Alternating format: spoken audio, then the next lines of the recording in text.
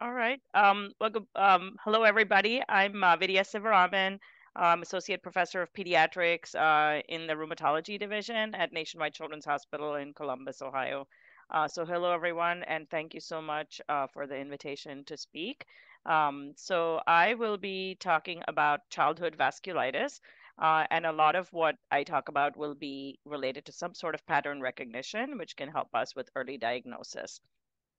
So my talk is mostly geared towards general pediatricians, and definitely other subspecialists will see since it's multi-organ diseases. But if you have more detail, I'm happy to provide that afterwards. But just with the interest of time, that was the main focus. So really my objectives today will be to recognize the most common forms of vasculitis in children. We'll focus more on HSP or Henoch-Schönlein purpura, since that's the most common type of childhood vasculitis and its major complications.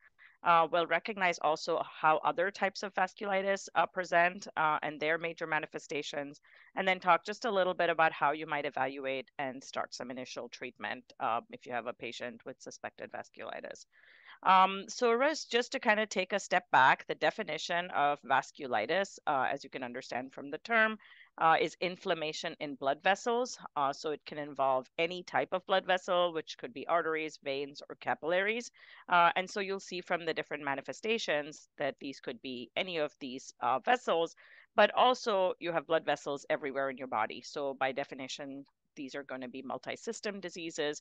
So a lot of times you have skin involvement, but definitely renal, cardiac, pulmonary, or neurologic manifestations can be seen. And one of the challenges that we face is that the gold standard for diagnosis is really biopsy. And that's why, depending on the location, that can be very challenging to actually confirm a diagnosis. So I'm a very visual learner, so I kind of show you, it's easier for me to remember the classification when I look at this image. So this was the proposed classification from 2012 from the Chapel Hill Consensus Conference. And we still follow this, but some of the names, as you can see, have been changed for some of these diseases. So if you start with the very largest vessel way on the left, is going to be the aorta. And the classic disease that affects that is Takayasu arteritis. And then as we go down to smaller vessels, on the top, you can see medium vessels. The classic example would be PAN or polyarteritis nodosa, Kawasaki disease, which I will not cover today. And then on the lower panel, you can see that ANCA vasculitis can really involve anywhere from medium to small vessels.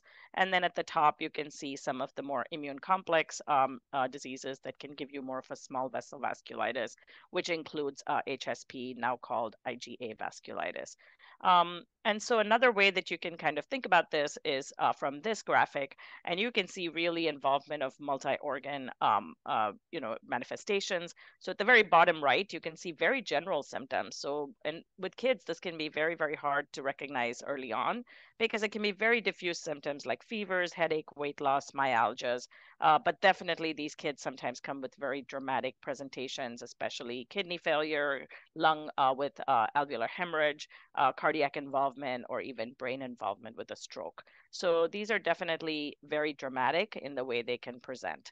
And so, of course, I don't want you to walk out of here thinking, oh my gosh, these diseases are like so common. I'm going to see this tomorrow.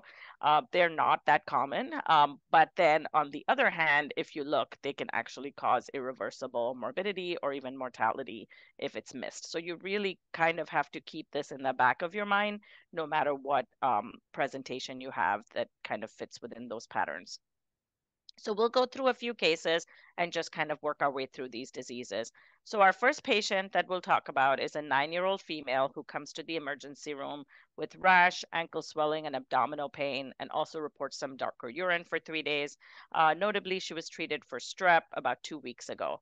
So I want you to think about your differential diagnosis, and in the interest of time, I'll just kind of go through these, but there'll be questions, through the talk, and so you can kind of pause and think about this, especially if you have trainees. This can be very useful to go through. So I usually think about this under kind of these buckets. So if this patient came in with fever, that would make me think about completely different diseases, right? So I would be worried about sepsis or meningococcemia.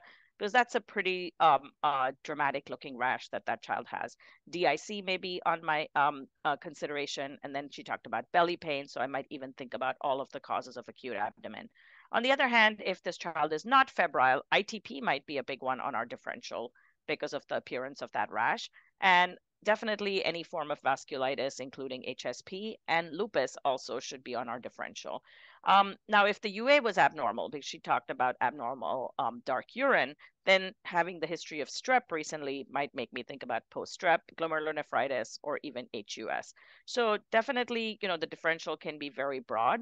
But from what I showed you, this child has that purpuric appearing rash, and associated symptoms would direct you to what you need to worry about. So what is HSP? The new name for HSP is IgA vasculitis, and it's actually the most common vasculitis of childhood.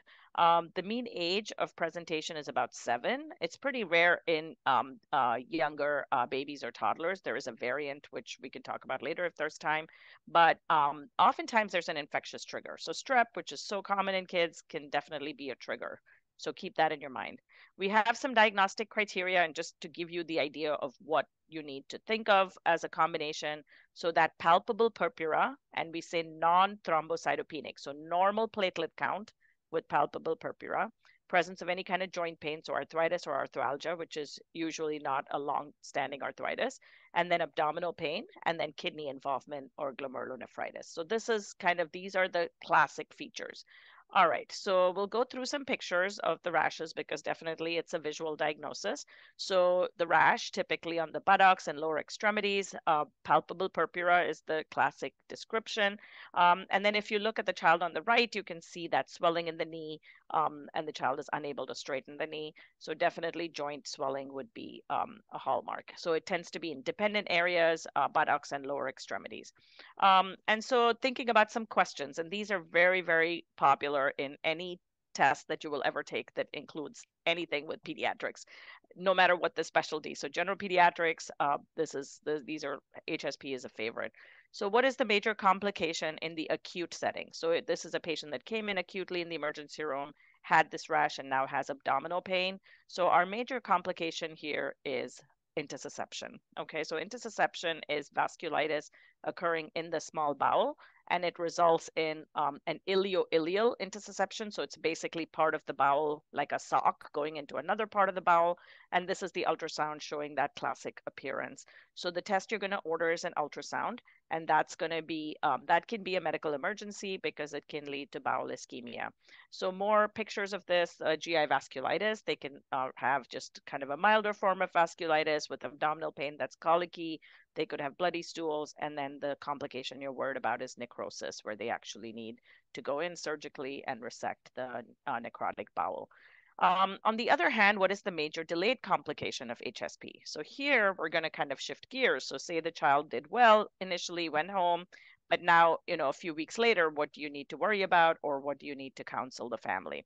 So the big organ we worry about here, many of you might already know the answer, is the kidney. So here, it's about 1/3 that can actually develop some form of kidney involvement, and it can be delayed. So 3 to 6 months even can be after the episode of HSP.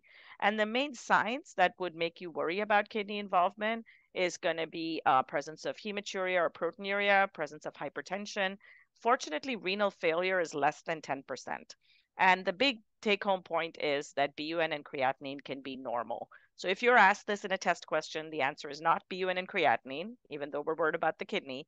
The answer is the UA, just the urinalysis. So you're actually going to do a follow-up urinalysis that we keep doing even every week initially, then every 2 weeks, and every month, even up to 6 months to screen for that delayed involvement.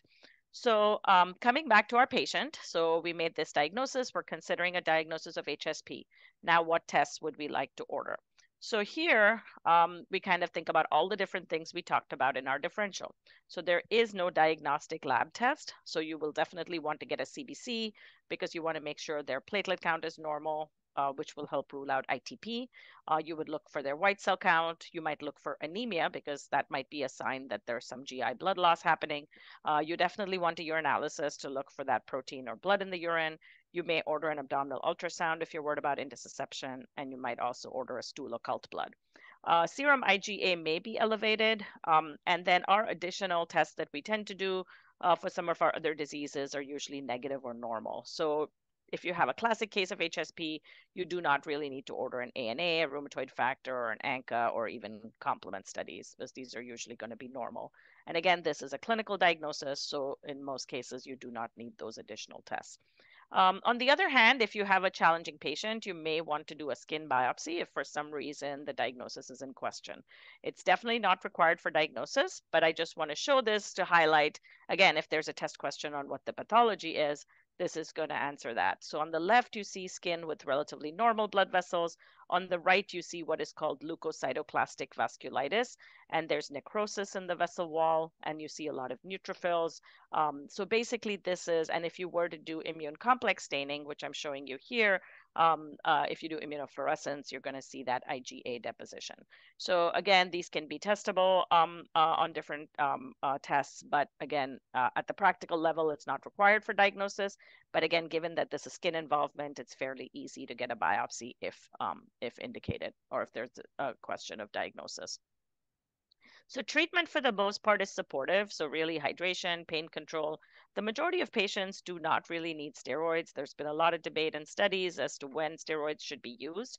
But in our current practice, really we think about steroids mainly for GI involvement or concern for GI hemorrhage or intussusception. So that would be in that acute setting. Kidney involvement, if you're starting to see that early, that would be another indication. And then rarely some boys can get orchitis, which can be very painful. And so that can be another reason for steroids. Steroids are definitely not indicated to actually prevent kidney disease. So that's in our current practice, there's not been shown to be any efficacy of just giving steroids just to prevent kidney disease. Now, on the other hand, in those patients that do get kidney involvement, often can be more of a crescentic glomerulonephritis or an IgA nephropathy. And in those situations, you will definitely be using some more immunosuppressive medications. Fortunately, the majority of patients go through their entire course within 4 weeks. So even though it looks scary at first, families are nervous, the kids might be in pain, the rash can look dramatic. Their entire course usually runs through within 4 weeks. We do see a fair amount of recurrences, but they do tend to be milder, so that's good. And less than 5% develop end-stage renal disease, so that's also good to know. All right, so we will shift gears. I know that was a lot, and I'm going pretty fast, so you can definitely let me know if you need to slow down. But this image here is a good kind of segue into what we'll talk about next. So here's a nice little image, and some of you might see a face, and some of you might see a word that's embedded in there, which is liar. So a lot of times our diseases are like this. We think we know what's going on, and then things kind of aren't quite following the path. And so a lot of times, especially in rheumatology, we're kind of playing this diagnostic game. All right, so we will shift gears, coming back to our image here. So we talked about up here, I don't know if you see my mouse, but so far we talked about HSP. So now we'll kind of shift gears to the other diseases. Our next patient. So this is a 7-year-old male that I saw a few years ago. He was in the hospital with fever that was daily fever for 3 weeks without any focus of infection. Over the course of his hospital stay, he developed very severe leg pain and to the point of being unable to walk. And then while he was in the hospital, we would check him every day to look for anything new. And then he developed just this very faint rash that you can see in these pictures.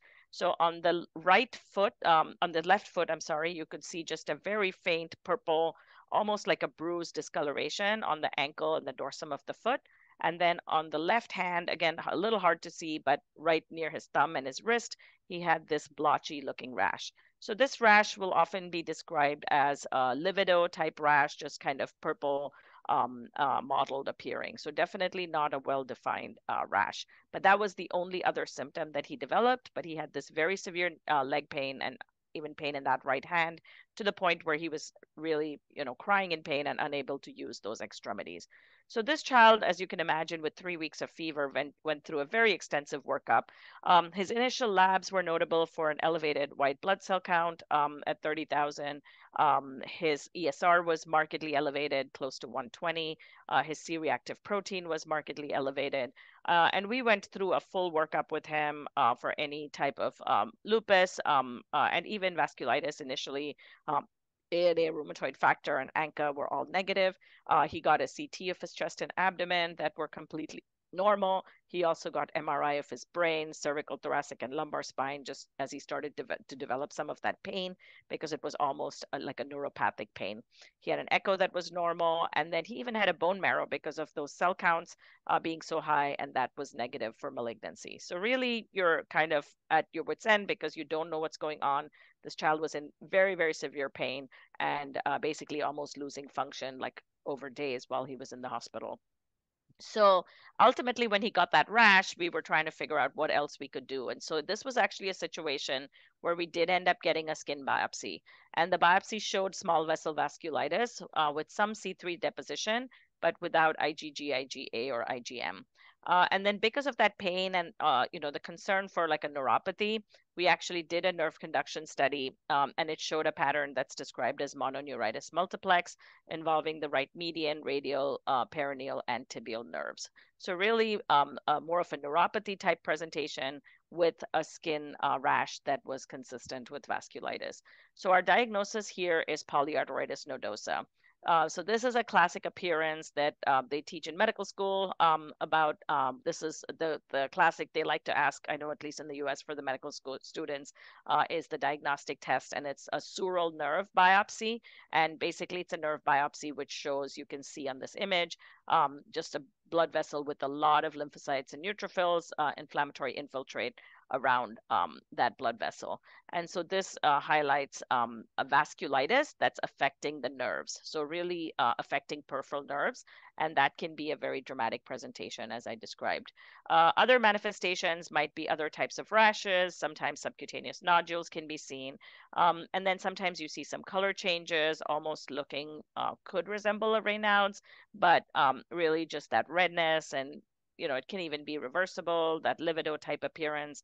So it can be pretty variable. And then the panel on the right shows you the wrist drop, which is also from nerve involvement. So again, very dramatic, and it can happen pretty quickly over time.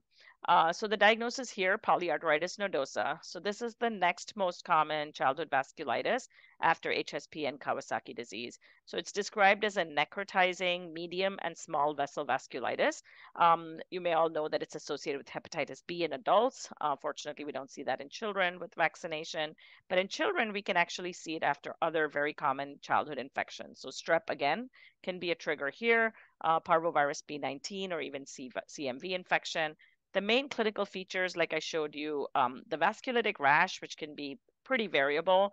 Another hallmark presentation would be like a new onset hypertension because of renal artery involvement, and then the peripheral neuropathy that I showed you. So another classic test that they also like to ask on tests is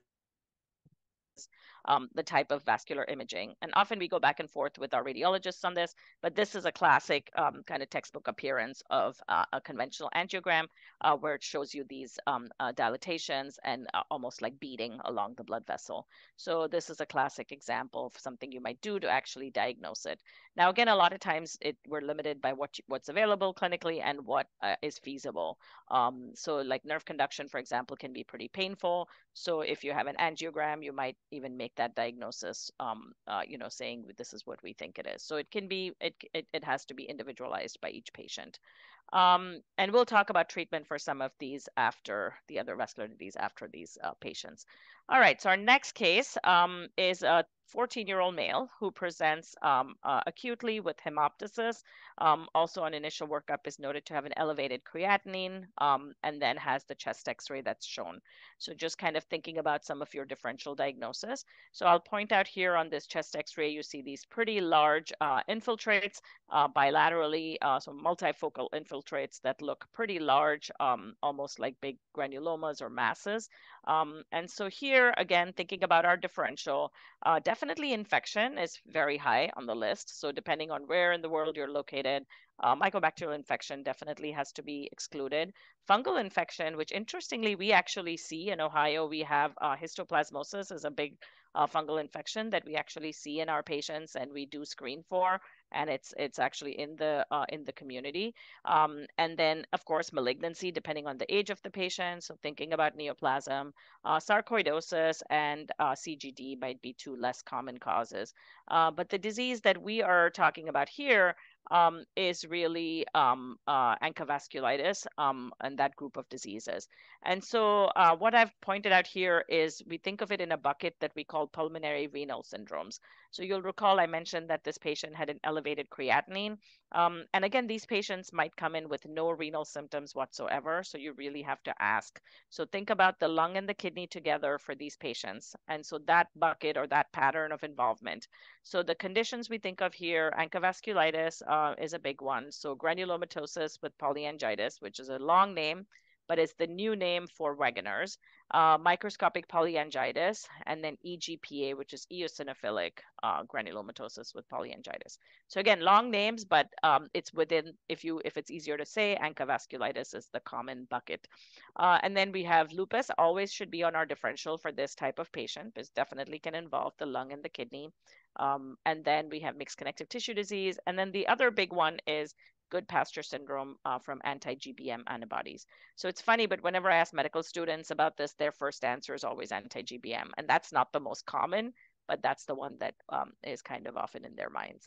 And so to tell you a little bit about the antibody associated here, so with ANCA vasculitis, the pattern, this is an immunofluorescence of how we do the testing. So the pattern on the left is what's called the C-ANCA, where it's the cytoplasmic staining, and the one on the right is the P-ANCA, which is perinuclear staining. And so these are basically antibodies against some enzymes that are present in neutrophil granules, and it is a diagnostic marker for ANCA vasculitis. Interestingly, positive ANCA can also be seen in IBD, so just to keep that in mind. And this is a nice reminder of when we see each pattern of staining. So the C-ANCA is against proteinase 3 or PR3, and it's associated with GPA. The P-ANCA is the perinuclear pattern. It is against a target antigen, which is called myeloperoxidase, and it is seen in MPA and EGPA. So sometimes that pattern helps you to differentiate. But again, none of this is set in stone because you can sometimes get the opposite antibody, but it just gives you a little bit of a pattern to recognize it. Some of the other clinical findings here, the classic one that is described as the saddle nose, because they can also get sinus involvement. And this, though, is pretty rare to see in the pediatric population, but you might see that more as they go into adulthood. And then what are some of the tests? So here, the big test, as we saw with those lung lesions, you're definitely going to need some kind of testing for the lung. So a lung biopsy showing granulomas is the hallmark here. Definitely a lung biopsy in some situations can be hard to get depending on how stable the patient is, but you're also going to need a bronchoscopy and BAL because you also want to rule out infection. So we try to get whatever tissue we can with these patients because we're also trying to rule out infection and those other diagnoses that I mentioned. And then oftentimes these patients, we have very low threshold for getting a kidney biopsy because the main thing you're worried about here is the more severe kidney disease. So this is a biopsy showing crescentic glomerulonephritis, which basically can lead to renal failure. So you don't want to miss that. So those are definitely two important things. So to summarize about GPA, so this is a small to medium vessel vasculitis. It is caused by granulomatous inflammation in the upper and lower respiratory tract. So you have sinus involvement and pulmonary involvement, resulting in pulmonary nodules or cavities. The kidney involvement is described as pauci-immune glomerulonephritis, which just means that there are not immune complexes, in contrast to lupus, where you have a ton of immune complexes.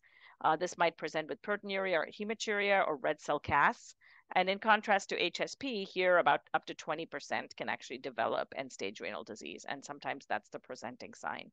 And it's associated with a positive C-ANCA. So that's a summary of GPA. All right, and then a quick little word about EGPA, which is a very rare form of vasculitis. It is a pulmonary and systemic small vessel vasculitis associated with extravascular granulomas and eosinophils. There's a prolonged prodrome with asthma and allergic manifestations. You might see pulmonary infiltrates. Cardiac involvement can be very dramatic here. They can come in with cardiomyopathy and myocarditis. Skin involvement, variable, just like with our other vasculitides. Fortunately, here the kidney disease is usually mild, and here it's associated with the myeloperoxidase, ANCA. All right, and then our last couple that we'll talk about, our next patient, a 15-year-old female who comes in with left-sided hemiparesis. Sometimes this could be like a TIA type presentation, or it could be an actual hemiparesis. And so this one here, you can actually see the panel on the left, which shows you an MR angiogram and then an actual aortogram on the right. And you see this dilatation. So the arrow on the left, the little small triangle points to the dilatation of the ascending aorta, and then some outpouching coming along the descending aorta. And then the same on the right side on the aortogram, you can actually see that kind of dilatation and that outpouching of the aorta, which can definitely be very dramatic and a pretty significant presentation. So the disease we're talking about here is Takayasu arteritis. So this is, again, fortunately rare, but the difference here is this is a large vessel vasculitis. It affects the aorta and its major branches. The other name for it is pulseless disease because you get absent pulses, like the absent wrist pulses. They can present with stroke in up to 1/3 of patients, but they can also have syncope, headaches, or hypertension. On exam, you might look for a bruit or a thrill, like carotid bruit, or murmurs. And then sometimes they have abdominal pain if the abdominal aorta is involved, or like the mesenteric vessels. So this can also have a pretty dramatic presentation. But again, as you can imagine, because of the varied symptoms, they might be seeing different physicians before they actually get a diagnosis. And then the last disease is Behçet's disease. So Behçet's disease is a triad of recurrent oral ulcers, recurrent genital ulcers, and uveitis. And obviously, in the interest of time, I won't go into detail, but again, a very rare form of vasculitis. And the hallmark of this condition is actually that it's the one vasculitis that can affect the arterial and venous system. So that is probably the biggest thing to keep in mind. And I'm sure where you are located, you might be seeing more of these patients. And we recently have been doing some more studies on this condition and even finding some genetic markers that have actually helped us find a monogenic form of a Behçet's-like disease. So again, I know in the interest of time, I will kind of wrap up with our last few slides here. So we kind of went over very rapidly all of these different types of vasculitis, hopefully showing you the multi-system involvement. So really when to suspect and what to do next. So like I said, very, very vague symptoms sometimes, just like unexplained fever, weight loss, fatigue, hypertension or kidney involvement is a big one, lung involvement with pulmonary nodules or hemorrhage, and some of those neurologic symptoms, whether it's peripheral nerve or focal CNS involvement. So really kind of keep this in your differential if you have a patient where you're not able to find a diagnosis. A lot of times the diagnostic journey is pretty long before they finally get answers. Again, the labs that we talked about over the previous slides, I won't go into detail, but some of it is just very basic lab work. Definitely, a lot of my trainees, I just say CBC and UA, just start with a CBC and a UA. It's going to give you so much information before you, just a urinalysis and a blood count can give you so much information before you get any exotic testing. Cardiac, lung involvement, clearly you would do, specific testing, and then all the different types of imaging, oftentimes pathology, like I said, specifically the kidney, skin, sometimes the lungs. Unfortunately, now with MR technology, we're not doing as much of CT angiograms, but so MR can be helpful in most cases. And then last, I will just end with treatment. So treatment in the majority of the more severe cases is going to be high dose steroids. So that's why we're always making sure we rule out infection before we pull the trigger on steroids. Usually what we use is a 30 mg per kilo, so very, very high dose steroid, which we refer to as pulse steroids. And it maximum is 1 gram, and it's given once a day for 3 to 5 days, and then you taper it. Oftentimes, plasmapheresis is used in patients with life or organ-threatening disease. Again, there's lots of controversy as to whether or not this is beneficial, but in those sicker patients, does still have a role. And then the ongoing treatment we refer to with 2 phases. We have what's called induction therapy. In the majority of cases, it's either cyclophosphamide or rituximab. And then there's a maintenance phase, which usually is either azathioprine or methotrexate. So I was fortunate to be part of a vasculitis research group where we published this a couple of years ago. And it's basically a consensus treatment plan. And so it basically helps you kind of with a treatment algorithm, mainly for ANCA vasculitis, so GPA, MPA, and renal limited AAV. And so you might often start plasmapheresis at the beginning. Some people use Bactrim or trimethoprim sulfa initially also. And so the first 6 months, you might use cyclophosphamide or rituximab, and then you wean the steroids, and then you have a maintenance phase for up to 24 months. And rituximab can also be used for maintenance, but otherwise azathioprine or methotrexate are often used. And then what do we do with refractory cases? So oftentimes this is when you're going, deeper into what else we can use. TNF inhibitors definitely do have a role, especially in PAN and some of the other types of vasculitis. Tocilizumab, which is anti-IL-6, is also, so both of these, TNF and anti-IL-6, are also being used for Takayasu arteritis, and we're actually doing a study on treatment patterns for that next.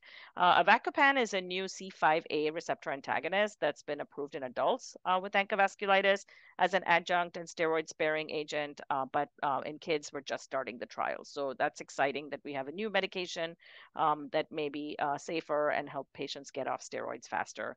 And then I'll just mention the medication mepolizumab, which is basically an anti-IL-5 that's being used for EGPA. So it's nice that we have, more medications in our toolbox to be able to treat the refractory patients. And then what can we do next? So we're really, I'm fortunate to be part of an international collaborative. If you have, I think I might have heard a rheumatologist in the audience, you're definitely welcome to join our group. We're very active. We're actually collaborating with a lot of European vasculitis group now. The current project is with Takayasu, but we have so many diseases and so much that we don't know. So there's still a lot of work to be done. So I'm fortunate to be part of this registry, which is based in Vancouver in Canada. And so we're able to do, we're doing a lot of studies with the mechanisms and biomarkers for vasculitis. So lots that's happening. So that's very exciting to be part of that. And our Takayasu study, even if there's one patient, we're welcoming because it's so rare. And I'll end with basically a slide just showing you a patient event that I organize every year. And this is for children with rare diseases, since I have this interest in rare disease. So this was from, you won't believe, like basically a week before the pandemic. And we had over 100 people, all of the kids and parents, talking about so many different rare diseases that we take care of. And so we've had it now for like 6 years. So it's an annual event that we have for our patients with rare disease. So I will stop there and take any questions. And I've put my email on the slide. Feel free to email me with any questions or challenging cases too. Thank you, Vidya. Can you hear me okay? Yes.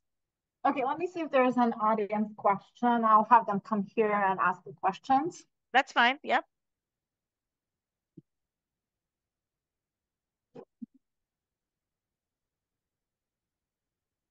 Hello, Vidya. Hello. Thank you very much for the excellent presentation for general pediatricians and for us who deal with pediatric rheumatology. I am a pediatric rheumatologist from Sarajevo. My name is Velma.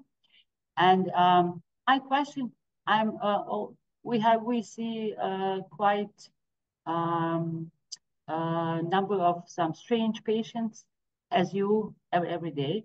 My question would be, what kind of research do you do regarding vasculitis at the moment? And do you perform any genetic studies such as FMF studies? I would be very happy to hear about it. Yes. So I was expecting that I might get this. I was going to keep a slide on it, but definitely the genetics, and there's so much that we don't know.